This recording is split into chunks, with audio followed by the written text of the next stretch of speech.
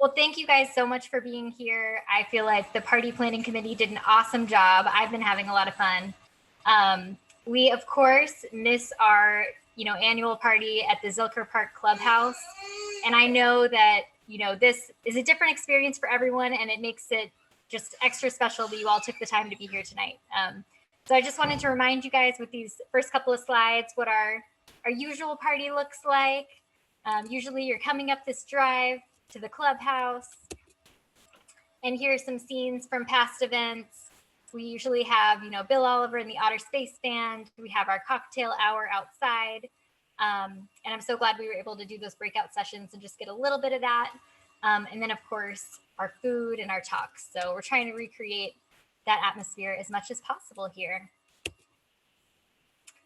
I also wanted to reiterate what Clark said about I just know that this has been a tough year for so many people in many, many different ways. And it has been for our family too. And at the same time, we've discovered some magic and we've learned some things. And I hope that each of you has a bit of that in your life as well. And so I just wanted to share some of what we've been doing.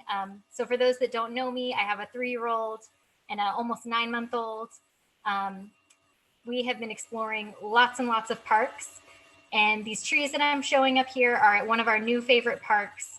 We go there and Leo, my son, likes to look in those holes in the trees and try to search for fairies. So that's one of our new spots. And we've been doing a lot of leaf study and nature study too. So I feel like we're all learning despite some of the difficulties, and hope you guys are too. Save Barton Creek Association is such an amazing community. We have some great staff people working for us right now. On the screen, you see a few of them. A couple of these guys are the reason that we're having this event right now. Amber and Anne-Marie in particular. Thank you guys so, so much. And then you also see Brian Zapchek, who's running our wastewater campaign, and Nathan Wilton, who is just our fantastic intern that's been with us for about a year. So thanks to those guys. But SBCA staff isn't our community as a whole. We're just a small piece of it. So we have some amazing board members. Save Barton Creek Association has over 20 board members, if you guys can believe it. So I didn't even fit all of their pictures on the screen. So if you're not represented here, guys, doesn't mean you're any less important, but we have our board members, our young professionals group, and so many more, all of you that contribute to what we do. So I said that in the membership video, but really I feel like I truly feel like one of the best things about SBCA is its sense of community. And I've worked with a lot of other organizations that are run by a few people. That's just not who we are. So I love that.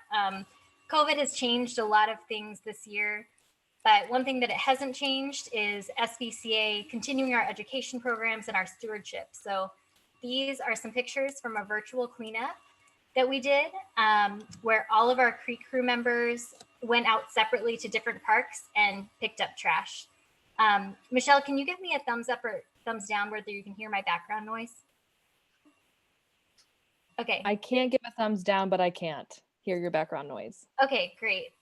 Sorry, I can hear my background noise, and was gonna tell them to play a little more quietly if needed. But yeah, this was just such a fantastic event, and you can tell the dedication of our young professionals group volunteers by the amazing items that they found. Like, if you found a tire that size or one of these, metal canisters, would you drag it out of the creek?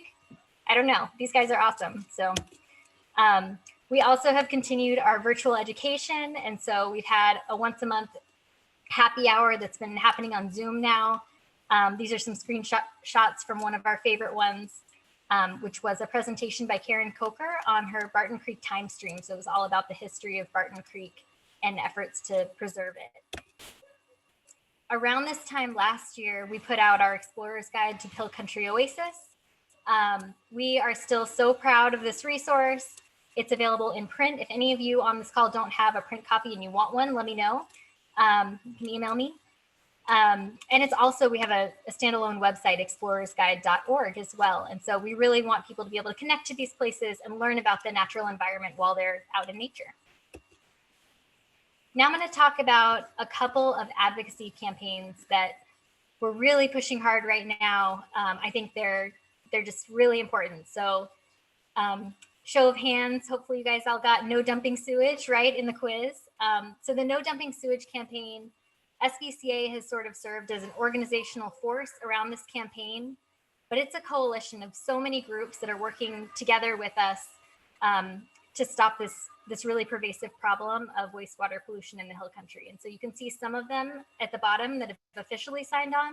We also have regular meetings of this coalition, and we're joined by other groups in that, like Hill Country Alliance, City of Austin staff, and several others, engineers, Meadow Center for Water and the Environment folks. So we're trying to sort of serve as the glue, bringing everybody together and making sure we're all communicating, because it's something that so many of us care about and want to see fixed. For those that aren't as familiar with the issue of sewage pollution, it is unfortunately widespread and growing in the Texas Hill Country.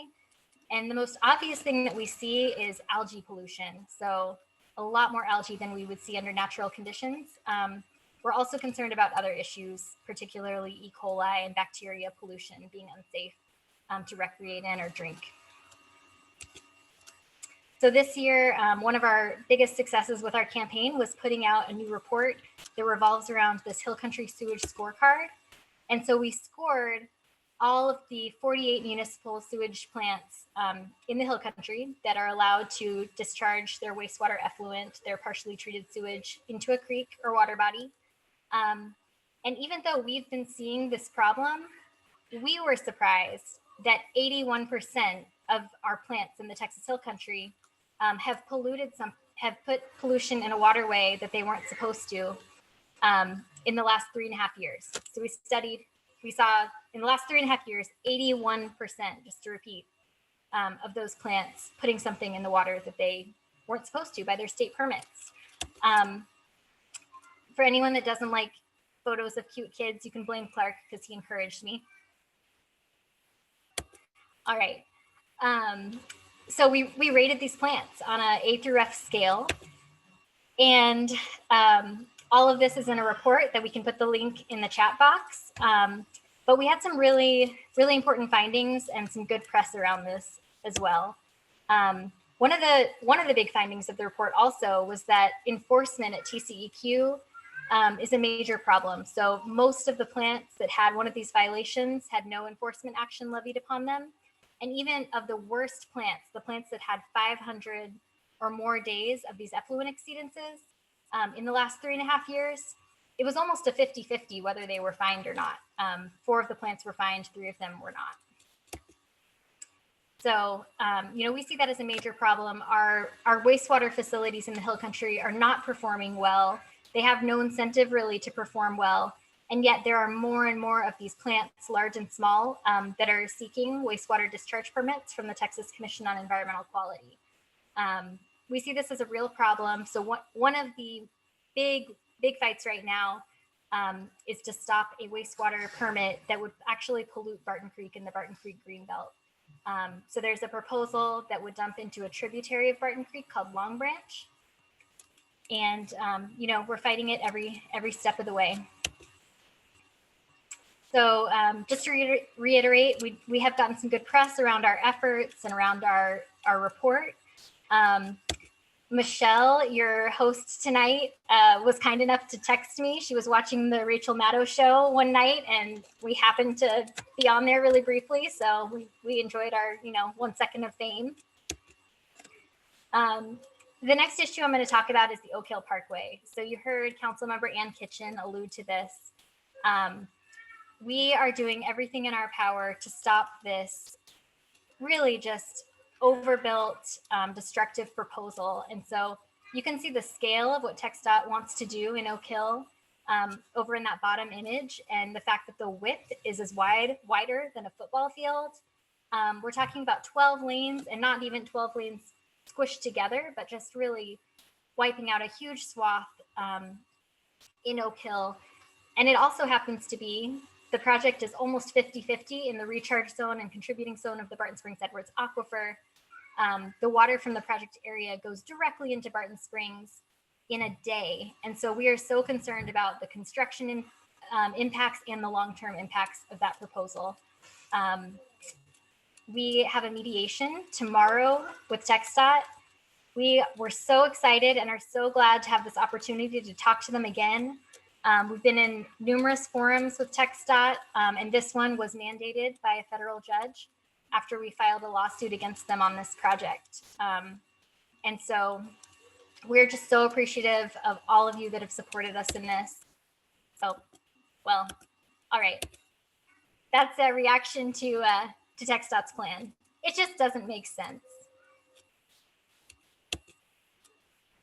All right, and you know, we believe we have a better proposal, and so many community groups have joined with us, and we've joined with them on this, including local Oak Hill residents, and everyone that we're working with. And I'll show you, it's a lot of groups, believes that this plan is better. We want to preserve Williamson Creek as a Williamson Creek Greenbelt Park.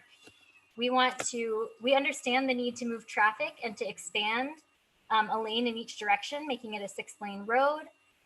But the vision is really for an at-grade parkway with bridged cross streets that would just have so much less impact, especially without all the, one thing I didn't mention is all the excavation into these sensitive geology in this area, and without all the elevation. So we're really hoping that we can help bring TxDOT into this vision tomorrow. Just quickly, I think this kind of speaks for itself, but just a couple of comparisons. Our plan is so much less expensive, and while that may not be, you know, all of us, you know, that's like an extra bonus. We're hoping that that speaks to a wider swath of the community. So we have this Adopt a Tree program that was mentioned earlier. I'm sorry, one second. Oh my gosh, sorry. You're like playing piano in the background. Anyway. No worries, Angela. The realities no of worries. today, Angela. You're doing great. Okay, so we have an Adopt a Tree program. A lot of you on this call I know have already adopted a tree. Thank you, thank you, thank you. We are literally bringing that list with all of your names into our mediation with TxDOT tomorrow to show this support. We have had just a really great reaction to this. So the majority of Austin City Council members have adopted a tree.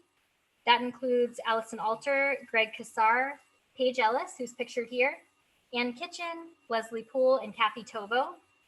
We also have a couple of county commissioners and a county commissioner-elect that have adopted.